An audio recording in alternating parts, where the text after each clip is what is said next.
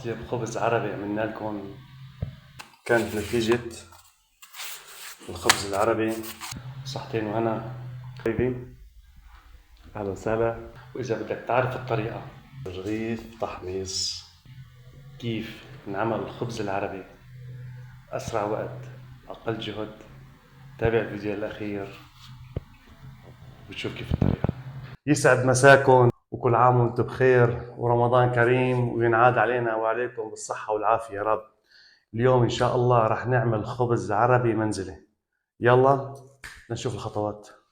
وهلا جهزنا المكونات، هن عبارة عن كيلو طحين كيري ومنكه لإلها أو فيكم تستغنوا عنه هو الفانيلا رشة الملح. الفانيلا هذا أنا عندي إياه ظرف، هو عبارة عن 10 جرامات، أنا بهمني أحط نصه 5 جرامات، وفانيلا 3 جرامات، سكر 3 ملائع كبار، والملح نص ملعقة. بنعجنهم ونفرجيكم القوام كيف بيطلع، وبعد بدنا ننتقل للخطوة اللي بعدها. الكيلو طحين بدنا تقريبا شي 4 كيلو ونص مي. المي لازم تكون فاترة. احنا بنضيف المي شوي شوي لحتى نوصل للقوام اللي بدنا نفرجيكم عليه بالاخر. انا ما حطيت الكمية كلياتها، عادي بسيطة. اذا كبكبنا شوي برات الجاط عادي يعني بتصير. بننزل العجينة على بلاطة او على رخامة او على الدف اللي انتم عليه، بصير العجن فيها اهون.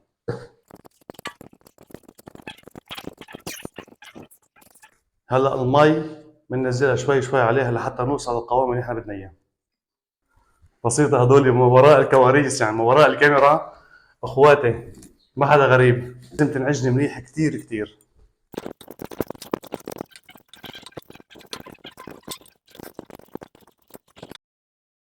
خلص عجين بدنا تقريبا شي فنجان فنجان قهوة زيت، تقريبا شي فنجان زيت.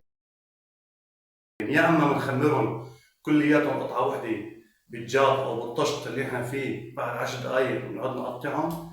لا، نحن هون مباشرة بنختصر الموضوع، بنختصر الطريق، بنقطع العجينات اللي عندنا، هن كم قطعة بيطلعوا، بعدين بنريحهم ربع ساعة، وبعد منا بنبلش خبز فيهم. انا طلع عندي الكيلو عبارة عن 22 قطعة. هلا بنريحهم ربع ساعة وبعد منا ان شاء الله نفرجيكم كيف الشغل. طفي مثلا ارتاحت العجينة ورقهم نسق واحد.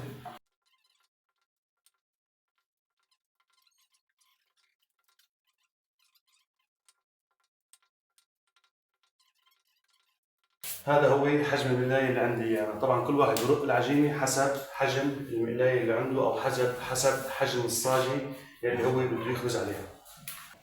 الرغيف ما بده لا دق ولا شيء ابدا، بنحط على راحته. نحن بنلاحظ هون بس تبلش عندنا الفقاعات طلعت مشان نقلبه على الوجه الثاني. بلشت عندنا الفقاعات تطلع مباشرة نقلبه على الوجه الثاني مشان عندنا يفتح الرغيف على بعضه.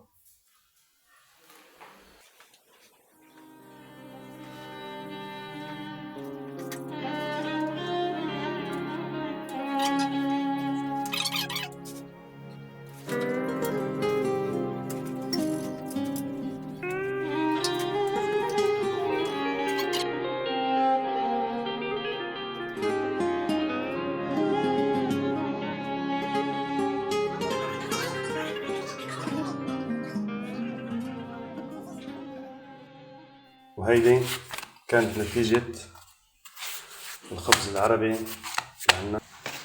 آخر رغيف تحميص سحور للشباب الطيبة، أهلا وسهلا.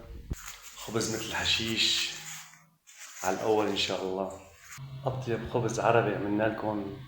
صحتين وهنا. واكتب خبز الشيف علي بيطلع لك الرابط، بيطلع لك الفيديو. كان معكم الشيف علي، صحة وهنا.